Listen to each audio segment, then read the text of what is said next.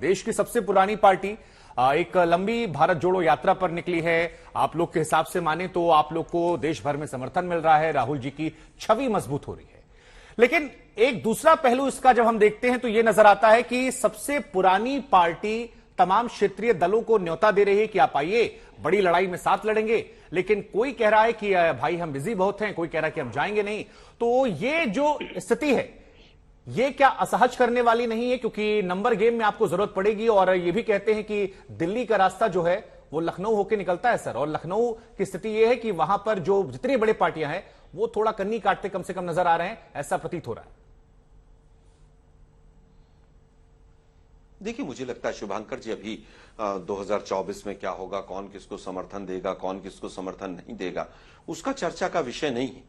DMK ने जिस समय पर तमिलनाडु से कन्याकुमारी से यात्रा शुरू हुई तो शुरुआत होने में ही डीएमके हमारे साथ थी। और एक कंसेप्ट और भी है, एनडीए वर्सेस यूपीए वाला। यूपीए के जो मैक्सिमम घटक दल हैं उन्होंने जहां पर भी हमारी यात्रा गई है उसका पूरी तरह से खुले दिल से समर्थन किया है, चाहे वो एनसीपी रही हो, चाहे वो हरियाणा में रहे हो, चाहे बाकी लोग रहे हो। बीएसपी के भी एक सांसद हमारी यात्रा में शामिल हुए दिल्ली में। तो ये विषय कहीं पर भी किसी भी रूप में 2024 से जोड़कर नहीं देखा जाना चाहिए। अगर उस एंगल से देखते हैं तो हम तो पूछना चाहते हैं, मोदी जी के साथ लगभग 48 पार्टियां थी 2014 में, आज कितनी बची हैं? आज इतने मतलब इतना उन्होंने देश का विकास किया, इतना वो तमाम यशस्वी हो गए और सब चीजें हो गई, और उसके बाद एनसीपी और अकाली दल जैसे पार्टियां उनको छोड़कर चली गई। मैं अभी अखिलेश भाई की अभी बयान सुन रहा था, उन्होंने कहा भावनात्मक रूप से हमारा समर्थन है। तमाम दलों ने जो नहीं, आलोक जी आप तो अच्छे से समझते सर। अखिलेश जी का बयान तो सर वैसा था कि गुड़ खा के गुलगुले से परहेज कर देना कि समर्थन है, लेकिन राहुल जी को हम नेता नहीं मानते इसलिए जाएंगे नहीं, क्योंकि यूपी में आपका जनाधार नहीं है। एक तो ये वो भी मानते हैं। सवाल फिर ये कि आपने न्योता तो भेजा ना सर, बीजेपी की चर्चा हम करते अगर बीजेपी भेजती। आज कांग्रेस पार्टी ने न्योता भेजा, आरएलडी ने मना कर दिया। अखिलेश यादव शुरू में नाराज होते नजर आ रहे थे, जो उनका बयान था, बाद में कहा भावनात्मक तौर पर समर्थन है, लेकिन वो उनकी अपनी भारत जोड़ो यात्रा है, उसमें अलग हिसाब किताब है, हो सकता है शायद भेज भी दे। मायावती जी भी नहीं आ रही है, तो बड़ी लड़ाई लड़ेंगे कैसे सर आप? देखिए, मायावती जी हो, आम आदमी पार्टी हो, ये लोग तो बीजेपी के इशारे पे काम करते हैं, उनकी चर्चा नहीं। लेकिन जहां तक अखिलेश जी, तो फिर आपने न्योता क्यों भेजा सर? मायावती जी की पार्टी को न्योता भेजा आपने? हमें भी न्योता, एक मिनट सुनिए ना सर, अरे सुनिए ना सर, आप सुनिए तो सही। हमने तो लाइक माइंडेड पार्टीज को सबको आह्वान किया है। न्योता किसको भेजा किसको नहीं भेजा मेरे पास आधिकारिक सूचना नहीं है, क्योंकि अभी अखिलेश जी ने कहा कि मेरे पास कोई इस तरह का पत्र नहीं आया है। अब आया है कि नहीं आया है वो तो बेहतर ही है, भेजने वाले और वो जो जिनको रिसीव होना है वो बता सकते हैं। लेकिन मुझे लगता है कि भावनात्मक रूप से उन्होंने भी समर्थन दिया, भावनात्मक तौर पर समर्थन दिया है पूरी तरह से तमाम दल। अब आपका जो पूरी तरह से वो एक मिनट शुभांकर जी, आपका जो टॉपिक है ना आज तक पे बड़ा अच्छा है कि किस तरह से जो विपक्ष है, विपक्ष क्या किसी तरह से डरा हुआ है, क्या मजबूरी है विपक्ष की, ये तो विपक्ष बेहतर बता सकता है। लेकिन हमारा जो मुद्दा है सीधा सीधा, वो सीधा ये है कि जो मुद्दे आज के हैं देश के सामने, उसके लिए यात्रा है ना, 2024 के लिए है। हम तो कह रहे हैं कि आज भी बीजेपी के जो लोग चाहते हैं कि हाँ देश में पूरा इकोनॉमी का कबाड़ा इन्होंने किया है, वो लोग भी यात्रा में शामिल हों। सिविल सोसाइटी के लोग जो हमें पानी पी पी के कोसते थे, वो लोग भी यात्रा में आगे आगे चल रहे हैं। ठीक है, हमारा सबको आह्वान। ठीक है, मैंने आपको काफी समय दिया सर, काफी सुना भी मैंने आपको। गुजरात चुनावों के बाद कई नेताओं ने बयान दिया कि आम आदमी पार्टी और ओवैसी जी ने वोट ना काटे होते तो शायद हम जीत जाते। पॉलिटिक्स ऐसे ही चलती है नंबर गेम पर सर, और अगर नंबर गेम में आपको सबका साथ चाहिए और नहीं मिल रहा है फिर सवाल तो आएंगे सर। लेकिन घनश्याम जी मैं आपके साथ हूं और गौरव जी मैं आपके पास आऊंगा। एक बार पहले घनश्याम जी स्टैंड क्लियर कर दीजिए कि न्योता गया है कि नहीं गया है, क्योंकि कांग्रेस कह रही गया है, अखिलेश जी मीडिया पर गुस्सा हो रहे थे कि अगर है तो अपनी जेब से दिखा दो।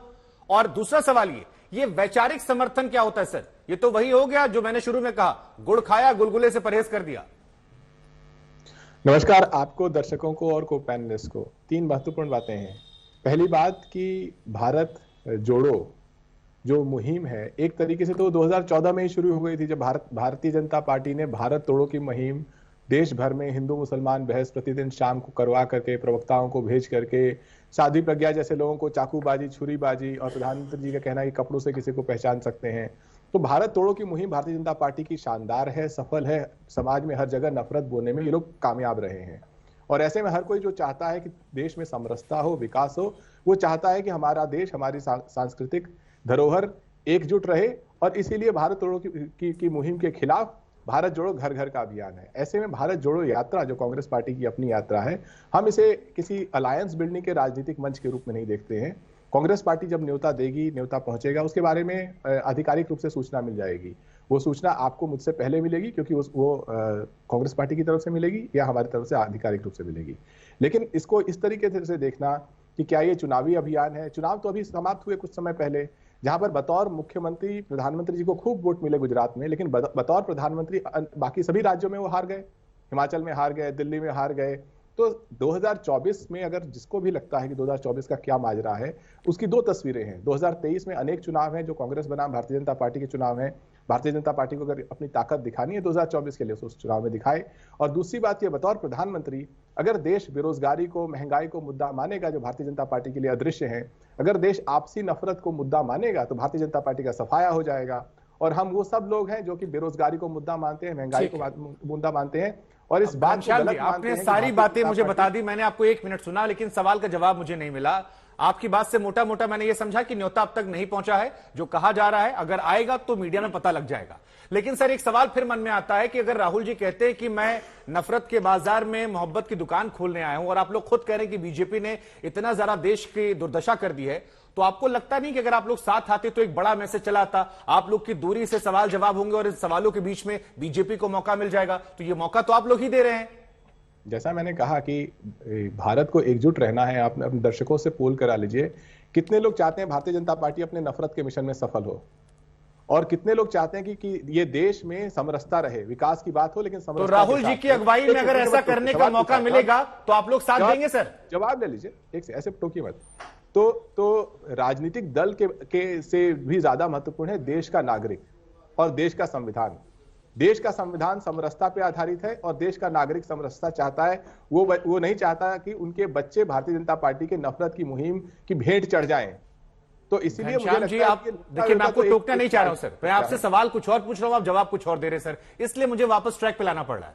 मैं कह रहा हूं जो बातें आप कह रहे हैं, जो दर्शक या जो एक वर्ग ये बात मानता होगा, क्या उसके लिए बेहतर नहीं होता आप भी चले आते? देखिए वहां सुप्रिया सुले जी गई, अब कोई और नेता गए, आदित्य ठाकरे गए थे, आप लोग भी जाते, अखिलेश जी हाथ पकड़ के एक फोटो जाती, बढ़िया मैसेज चलाता जनता के बीच में।